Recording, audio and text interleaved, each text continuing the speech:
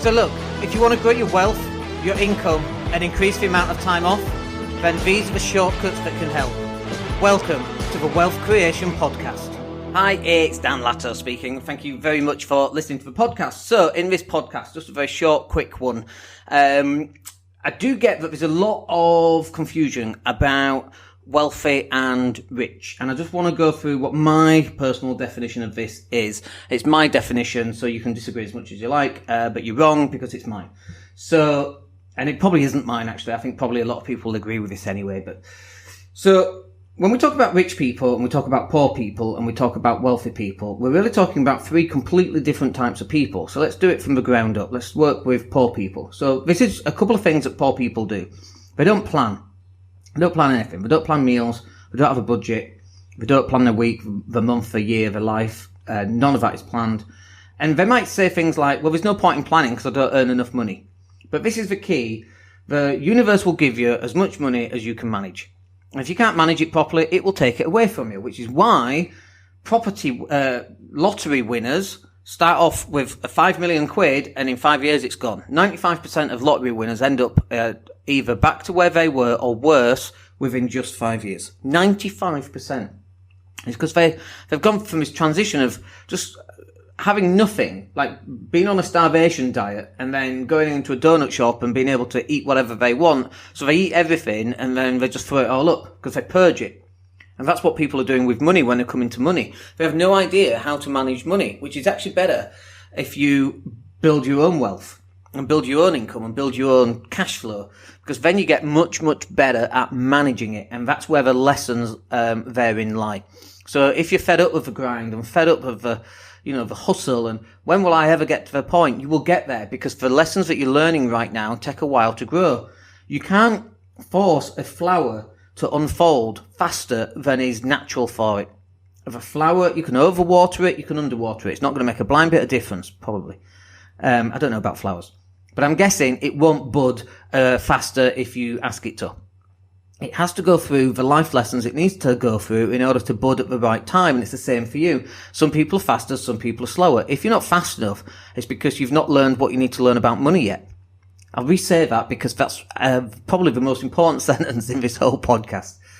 If you've not got enough money yet, it's because you've not learned how to manage money. Learn how to manage it, you'll get more of it. It's really as simple as that, because then you start creating budgets, and then you have a marketing budget, and then you close more business, and then you make more money, which means a bigger marketing budget and more managing of more money. And then you have more money. And then it doesn't feel like you've got more money because you're a tight ass on your budgets, like I am. I always love Elon Musk, what was it, 120 for PayPal, I think, and he spent 40 on Tesla and 80 on SpaceX. I don't know if those numbers are right, making them up. And he literally had to borrow money for rent because he spent it all because he's managing his money. And it sounds crazy. What do you mean? And, almost every property investor I've met, none of them have any money, because as soon as I've sold that, made 50 grand. Great. So you're loaded. Now I spent it. Oh, what you spend it on? I bought another house. And you're like, oh, goodness sake, do you not get a holiday? No. Because the managing the money to create more money, that's one of the big things about what poor people don't do, is they don't manage anything. They don't manage their time, they don't manage budgets. They come up with excuses. Well, I spend all my time just writing goals and managing rather than actually doing the work. And it's crazy. You don't see rich people complaining about planning. And let me rephrase that. You don't see wealthy people complaining about planning. Rich people do plan as well, by the way. But if you're not earning enough money right now, plan more. I tell you, 100%, hand on my heart, there is a direct correlation between the amount of stuff that you plan for and the results that you're going to get in life. If you plan for weight loss, you'll get it. If you plan for a food budget to save money, you'll save money. If you'll plan for a monthly budget, I've got 250 quid a month petrol budget, and I've just put in my last £5 into petrol, and I'm up to my budget. Well, now you'll start coasting everywhere, or you'll walk everywhere, but you won't go over that budget. Now you can use the rest of that money for other things. That's the whole point of planning and budgeting. So poor people don't plan. The other thing that poor people don't do is they can't really see a future other than what they live in right now. And so they go through these cycles, and really we call them monthly cycles. And the monthly cycles revolve around payday. Very important. And I know this because I've done it myself. So you get paid and you got all this money for about 2 days, and then all your bills go out and you're like scrimping and saving to the end of the month again. And that is no way to live. And the reason is again, it's down to planning. You've not planned anything, and you've then fallen also into this trap of buying nice cars, nice shoes, nice bags, nice watches, nice phones, nice clothes, nights out, nice meals. See people going out, spend like 50 quid on Pizza Express for God's sake. And I'm like, what are you doing? It's not even like a luxury place. Like, I like Pizza Express every so often too, but what the hell are you doing? Save that £50. Get a takeout pizza or make your own pizza. Instead of spending 50 quid, spend a tenner. And move that 40 quid into paying down your credit cards. This is what budgeting is about, and poor people don't want to do this. And when I say poor people, I mean people who are living within their means. Just, a job just over broke. And don't get me wrong, if you've got a job, I think that's awesome. You should have a job. It's better than not having a job at all or any other source of income. But people think having a job is the end product. That's not the end product. The end product is wealth that generates cash flow. That means you never have to work ever again. That should be the end goal. And most people get into the job and then they think the next step up is a bigger job with more money. And then they can buy a bigger car and have a bigger mortgage. And just find themselves entrapped. And the problem is you spend the first 20 years of your life getting into this shit. And by the time you're 40 and 45, you spend the next 20 years trying to get out of this shit, trying to pay all that debt down. And then you realise, actually, this is not what I wanted at all. I've got no wealth. I've got no assets. And it's because you spend it all on crap. And if you're in your 20s and 30s right now, stop spending money on this stuff. You can't afford it. I can. I've got money in my account, Dan. You don't understand. I make an extra £1,000 above what my expenses are, and that goes into my savings. Well, that's very good. Well, maybe you could save £1,200. That's a 20% increase. Instead of having a fancy car and spending money on nights out and Pizza Express, the chances are, frankly, it's more like £500, isn't it, when you put it into that context? So now you could have saved £1,500. That's £18,000 a year instead of 12. Big difference. £36,000 saved up in 2 years instead of just, just 24. The difference in that is a buy-to-let property deposit or not. Or it could be a deposit on a refurb that then generates another 10 grand. And then you're off to the races. You're off. Because now you've got money you can use. And all it took was you getting rid of your fancy car, cutting back on Pizza Express, who I'm dealing with rather unfairly in this podcast. Other pizza companies are available. And nights out. Or whatever whatever you do for your sins, whatever that happens to be. There are no sins, by the way, just good times. So, don't know where that came from. But this is what poor people do. They get this job and they think that's it, and they're minted, and I'm off to buy an Audi. I saw something, in the olden days, when you were younger, it was about different TV shows that you watched, and now it's about Audis and IKEA. And I'm like, what, that's what your life is about? Audis and IKEA? And if that is where you want to be in life, you need to raise your standards. I mean, there's nothing wrong with Audis, but it's not, is that really where you want to be? Like, seriously? BMW, Audi, Lexus? Is that really where you only want to be? Like, don't get me wrong, I drive a Jeep right now, and I'm 47, and a Lamborghini, old man in a Lambo, it's not a good look, is it? But I drive that car because it's safe, not because of how it looks. And it's paid off, and I must admit, it does chug a lot of fuel, so it's probably going to go for a hybrid of some kind. But you reach a certain point in your life where you're like, the cars don't even matter anymore. I tell you what matters. Today's Wednesday, and it's 10:30 right now. After this, should we go to the beach, or should we go to the shops, or should we do another podcast, or what do I want to do? That right there is worth more than any car. Being able to have that choice. Do we go to the basketball court? Shall we go to the gym? No, let's do some more podcasts, which is the plan anyway, by the way.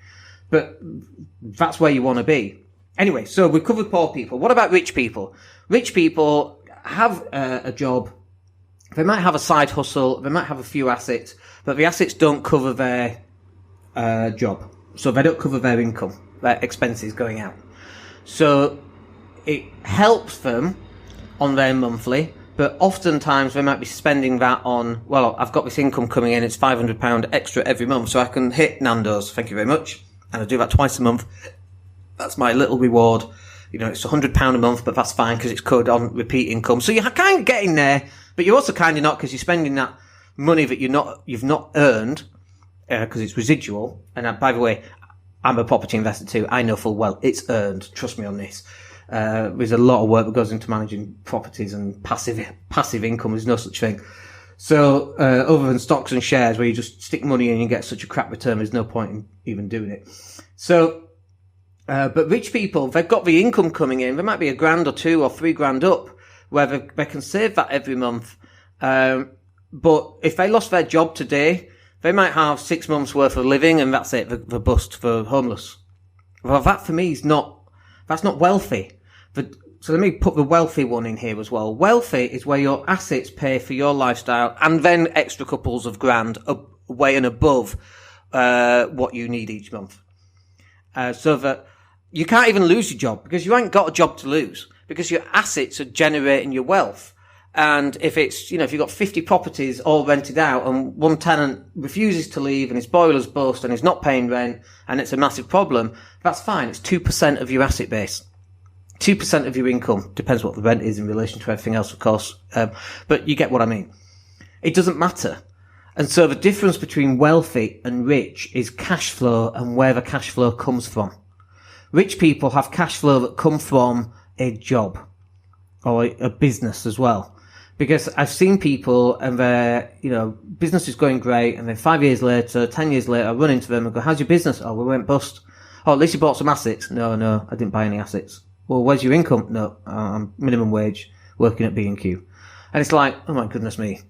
It's just not good, So that's the difference for me. The income and where it comes from will determine whether you're wealthy or rich. And if your income comes from a job or a business that you own, you may be rich, but you're not wealthy. And you could argue, well, my business is an asset, which it technically is, although you are working in it. But what if all your customers do something wrong? What if you go to prison for something? Let's just say you go to prison. You fell asleep at the wheel, you hurt somebody, you go to prison for dangerous driving. It's not really your fault, but you're in prison anyway. I'm trying to think of something you can go to prison for that's not like really bad, like murder or something. But you're still in prison. Do you think your money still comes in from your properties? Absolutely. But what about your business? If your business is built around you, your business might not work and actually your reputation's ruined. But even if your reputation's ruined, most tenants don't know that it's your house anyway, so you can still... Do you see the difference here that I'm trying to get to? Please don't go to prison. But it depends on how much money you're making and what is the source of that income. Is it from assets that comes in regardless of whether you're there or not, like property does? Or is it coming in from a job, which definitely 100% relies on you being there? You might have some insurance if you lose your job, I guess. But even then, insurance isn't an asset, it's protection. It's insurance, protection from losing your job. Or is it for a business? And, whilst your business is going well right now, I've seen business people go in cycles. There's a guy, I forget his name, and he's doing really well. His online business. In fact, I know several people have done this. Let's take Mob, for example. I can't remember what it's called. Mob. But anyway, they were making loads of money, training and all this kind of thing. And then it was deemed to be a form of a pyramid scheme, I think it was, and the FCA in America, the equivalent, came in and shut it all down. They literally took all their assets off them, all their property assets, their business asset, and they were doing something illegal, by the way, which is why that happened. But if they hadn't have done something illegal and they lost that business, maybe sometimes through no fault of their own. We were running a furniture packages company very well until 2007, 2008 when the crash hit. That business stopped overnight, almost. So, luckily we had the income from the lettings agency that we owned at the same time, but we had to let some staff go, which is very painful. But if that was me going, and it probably was, by the way, luckily I had extra assets that we were buying anyway, but if that was me going, well, I don't need to buy assets because I've got my business, and then the business goes down, well, maybe I should have bought some assets. This is the difference between wealthy, rich and poor. Wealthy people, source of income comes from assets. Rich people, source of income comes from a job or a business. A business, in this context, although it might be an asset, it's not an asset because it can go under. And we see it all the time. And then poor people who are people in a job, but literally if they lost that job, they're spending every penny they've got and they're right up to the limit, almost, and maybe even going into overdraft each month because their expenses are too high. They're living way beyond their means. Instead of cutting back and cutting down on their credit cards and so on, they're getting more credit cards and spending on it. It's crazy. It's ridiculous. They buy a holiday for £2,000, bang it on a credit card. Now that £2,000 gets paid off over 5 years, it costs them £3,000, 20% a year. Just doesn't make sense. I get it costs more than £3,000, doesn't it? 20% a year. 20% is £400 a year. Over 5 years is £2,000. It's cost them £4,000 to pay that card off. That holiday. So big difference. And that's the difference between wealthy, rich and poor. I'd like to know what you think on this. Come and find me on Facebook. Drop me a message. I'd love to hear about what your thoughts are. But you know where you need to be. You need to be under wealth. You need to be generating assets that generate income. Property sourcing, by the way, is a business. It's not an asset. And you could say, well, there'll always be need for property sourcing. And you're absolutely right. There probably will be. But what if prices are just going up and up and up? And for the next 12 months, you've not bought anything as asset-based, but you're just property sourcing all the time, and then suddenly the property sourcing, or new rules come through. New rules and regulations come in, it means you're not allowed to property source anymore in the traditional manner that we property source right now. What if that comes in and changes that entire business model, and you've not bought any assets, and you're up the creek without a paddle? So you've got wealth, generates cash from assets. You've got rich, generates cash from business and job. And you've got poor, generates cash solely from a job, but only just surviving.